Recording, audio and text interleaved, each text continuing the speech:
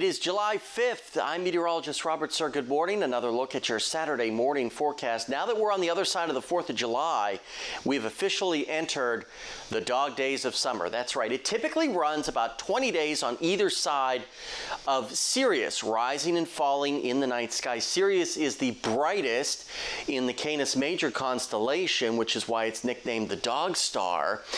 And that coincides with our hottest and most humid days of the summer season. So dog days of summer for about the next 4 to 5 weeks, really getting hot and humid. It's going to feel like that. Next couple of weeks. You look at the outlook here from the Climate Prediction Center 6 to 10 days out.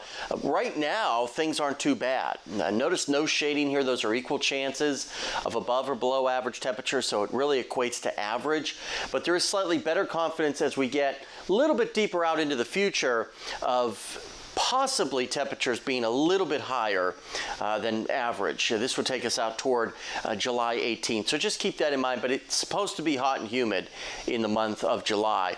We'll see lots of sunshine today with increasing humidity amounts, temperatures right back into the mid-90s.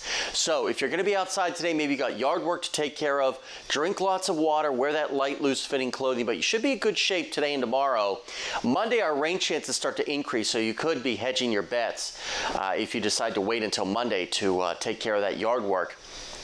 Notice by the lunch hour, temperatures already right around 90 degrees. Can't rule out 1 or 2 stray showers this afternoon and this evening. Most of us will stay dry. I think the model's kind of overdoing this a little bit.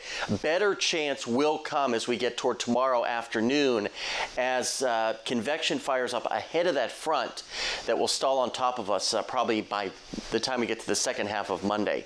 96 today, mid-90s for just about everybody. Heat indices, or what it feels like by the afternoon, will probably be at or just slightly above 100 degrees. Lower 70s by early on our Sunday morning.